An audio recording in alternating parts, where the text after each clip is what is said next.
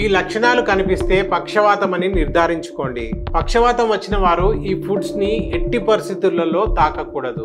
ఇక పక్షవాతం ఎందుకు వస్తుంది, దాని వెనకాల ఉన్న కారణాలు ఏమిటి, ఈ సమస్య రావడానికి గల కారణాలు ఏమిటి, ఈ వ్యాధి యొక్క లక్షణాలు ఎలా గుర్తించాలి అనేది ఈ వీడియోలో తెలుసుకుందాం.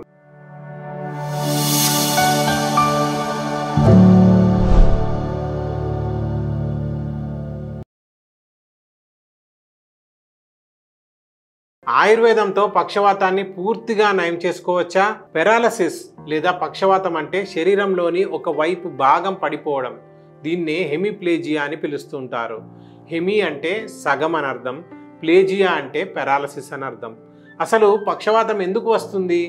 మన బ్రెయిన్కి బ్లడ్ సర్క్యులేషన్ సరిగ్గా జరగకపోవడం లేదా సర్క్యులేషన్ ఆగిపోవడం వల్ల బ్రెయిన్ డెడ్ అయ్యే ప్రమాదం ఉంటుంది. దీనివల్ల పక్షవాతం సంభవిస్తుంది. మన బ్రెయిన్ రెండు భాగాలుగా విభజించబడింది. ఒకటి లెఫ్ట్ బ్రెయిన్, మరొకటి రైట్ బ్రెయిన్. ఈ లెఫ్ట్ బ్రెయిన్ శరీరం యొక్క రైట్ పోర్షన్ని కంట్రోల్ చేస్తుంది. ఇక రైట్ బ్రెయిన్ శరీరం యొక్క లెఫ్ట్ పోర్షన్ని కంట్రోల్ చేస్తుంది. ఏదైనా కారణం వల్ల లెఫ్ట్ సైడ్ బ్రెయిన్కి బ్లడ్ సర్క్యులేషన్ సరిగా జరగకపోతే రైట్ సైడ్ పెరాలసిస్ వస్తుంది. ఈ సమస్య రావడానికి గల కారణాలు ఏమిటి, ఈ వ్యాధి యొక్క లక్షణాలు ఎలా గుర్తించాలి అనేది ఈ వీడియోలో తెలుసుకుందాం. కాబట్టి వెంటనే ఛానల్ని సబ్స్క్రైబ్ చేసుకొని ఈ వీడియోను చివరి వరకు చూడండి. నేను డాక్టర్ వర్ధన్ ఆయుర్వేద యూట్యూబ్ ఛానల్కి స్వాగతం. ముందు పక్షవాతం యొక్క లక్షణాలు ఏ విధంగా ఉంటాయి అనేది తెలుసుకుందాం.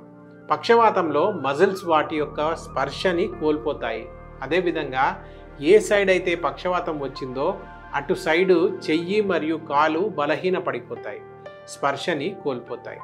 ఒకవేళ ఇది ముఖానికి ఎఫెక్ట్ అయితే ముఖం కూడా కంట్రోల్ కోల్పోతుంది. అందువల్ల మాట పడిపోతుంది, మూతి వంకర్లు పోతుంది, కొంతమందిలో నోటి నుండి సలైవా కూడా కారుతుంది. ఒకవేళ ఇది శరీరం యొక్క ఒక వైపు భాగాన్ని ప్రభావితం చేస్తే అటువైపు శరీరం మొత్తం కంట్రోల్ కోల్పోతుంది. వీటితో పాటు నడవడంలో కూడా సమస్య ఏర్పడుతుంది, నడవలేకపోతారు. అలాగే మలమూత్ర విసర్జనలో కూడా ఇబ్బంది మొదలవుతుంది.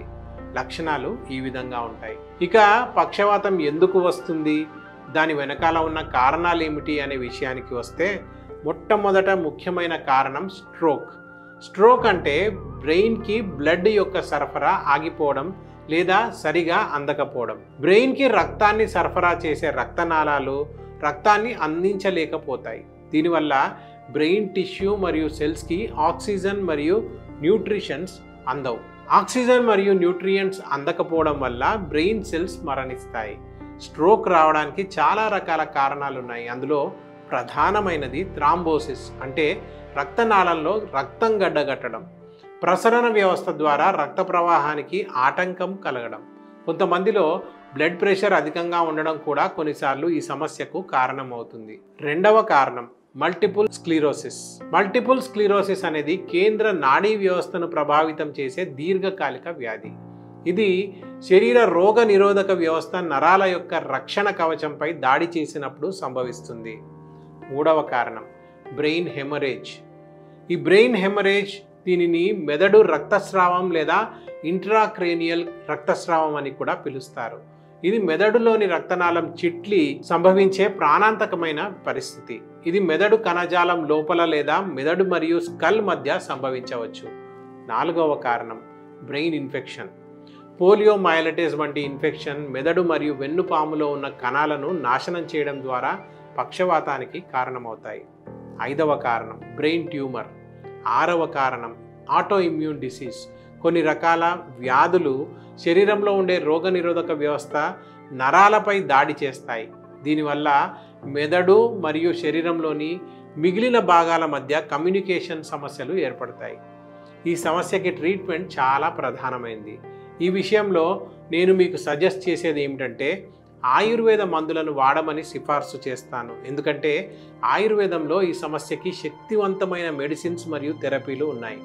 ఈ మెడిసిన్ మరియు థెరపీలు మీ పూర్తి శరీరాన్ని స్టడీ చేసి ఇవ్వడం జరుగుతుంది. వీటిని ఉపయోగించడం వల్ల గత 25 ఏళ్ల నుండి ఇప్పటి వరకు వీటి వల్ల ఎంతోమంది పేషెంట్స్లో మంచి రిజల్ట్స్ కనిపించింది.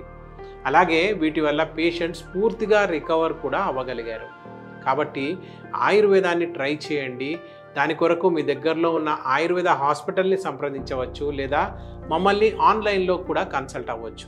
కింద వాట్సాప్ నెంబర్ ఉంటుంది, కావాలంటే మీరు నేరుగా వర్ధన్ ఆయుర్వేద హాస్పిటల్ను కూడా సంప్రదించవచ్చు. ఎందుకంటే మా దగ్గర 25 ఏళ్ల అనుభవం ఉన్న ఎక్స్పర్ట్ డాక్టర్స్ టీం ఉంది. పైగా మేము గత 25 ఏళ్లుగా 8 లక్షల మందికి వెన్ను, కీళ్ళు, క్యాన్సర్ వంటి అనేక రకాల వ్యాధులకు ఆయుర్వేద చికిత్స ద్వారా మెరుగైన ఫలితాలను అందిస్తున్నాము. అంతేకాకుండా 3.5 లక్షల స్పైన్ సర్జరీలు మరియు 1,00,000కు పైగా కీళ్ల సర్జరీలను కూడా నివారించగలిగాము. అలాగే 2 తెలుగు రాష్ట్రాల్లో 5 బ్రాంచీలు కూడా మాకు ఉన్నాయి. మేము మొదట మీ లక్షణాలను చూసి మీ బాధను అర్థం చేసుకుంటాము. ఆ తర్వాత ఎలాంటి మెడిసిన్ మరియు థెరపీలు సిఫార్సు చేస్తామంటే వాటిని వాడిన తర్వాత మీకు వ్యాధి యొక్క దాఖలాలు కూడా కనిపించవు. ఇక ట్రీట్మెంట్లో ముఖ్యమైన భాగం ఏంటంటే ఈ సమస్య యొక్క కారణం తెలుసుకోవడం. ఎందువల్ల ఈ సమస్య ఉద్భవించింది అనేది తెలుసుకోవడం చాలా ముఖ్యం. ఎందుకంటే కారణాలు తెలుసుకొని దానికి తగ్గట్టుగా ట్రీట్మెంట్ అందించడం వల్ల ఈ సమస్య నుండి పూర్తిగా బయటపడవచ్చు. ఒకవేళ మీరు ఆల్రెడీ పక్షవాతంతో బాధపడుతున్నా లేదా మీ దీన్ని ముందుగానే నివారించడానికి ఎలాంటి జాగ్రత్తలు తీసుకోవాలి అనేది ఒకసారి చూద్దాం. మొట్టమొదటగా మీరు ఫిజికల్లీ యాక్టివ్గా ఉండాలి. ఒకవేళ మీరు సెడెంటరీ లైఫ్ స్టైల్ లీడ్ చేస్తుంటే లేదా రోజంతా కూర్చొని పనిచేయడమే మీ ప్రొఫెషన్ అయితే యాక్టివ్గా ఉండడానికి ప్రయత్నించండి. వ్యాయామం, యోగా మరియు మెడిటేషన్ చేయడం ప్రారంభించండి. మీకోసం మీరు కాస్త సమయాన్ని వెచ్చించి ఉదయం లేదా సాయంత్రం వాకింగ్ లేదా జాగింగ్ చేయడం మొదలుపెట్టండి. ఒకవేళ మీకు ఉదయం లేదా సాయంత్రం వీలు కాకపోతే 24 గంటల్లో ఏదైనా ఒక గంట వీటి కోసం కేటాయించండి. మిమ్మల్ని మీరు యాక్టివ్గా ఉంచుకోండి. వీటితో పాటు డైట్ విషయంలో కూడా జాగ్రత్త వహించండి. ఒకవేళ మీరు ఈ సమస్యతో బాధపడుతుంటే డైట్ విషయంలో జాగ్రత్త వహించడం అతి ముఖ్యం. కాబట్టి మీ డైట్ హెల్తీగా ఉండేలా చూసుకోండి. గ్రీన్ వెజిటేబుల్స్ మరియు ఫ్రూట్స్ ఎక్కువగా తీసుకోండి. అలాగే బాదం పప్పు, ముఖ్యంగా కొబ్బరి నీళ్లు మీ ఆరోగ్యానికి చాలా మంచివి. మీ శరీరంలో ఏ భాగం అయితే ప్రభావితమైందో ఆ భాగానికి సంబంధించిన ఎక్సర్సైజెస్ సజెస్ట్ చేయించుకొని వాటిని తప్పకుండా ఫాలో అవ్వండి.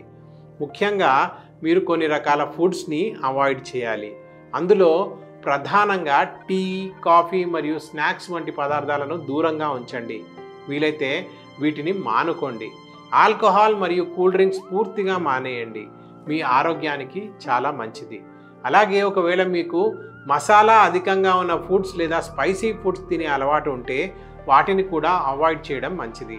వీటితో పాటు నాన్ వెజ్, స్మోకింగ్ వంటి వాటికి కూడా దూరంగా ఉండడం మంచిది. ఇక చివరగా స్ట్రెస్.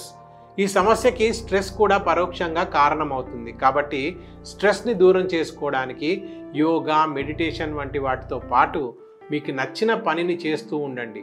ఒకవేళ ఈ వీడియో నచ్చితే మీ ఫ్రెండ్స్ మరియు ఫ్యామిలీ మెంబర్స్కి షేర్ చేయండి. ఆరోగ్యంగా ఉండండి, సంతోషంగా ఉండండి, మీ కష్టార్జితాన్ని కాపాడుకోండి.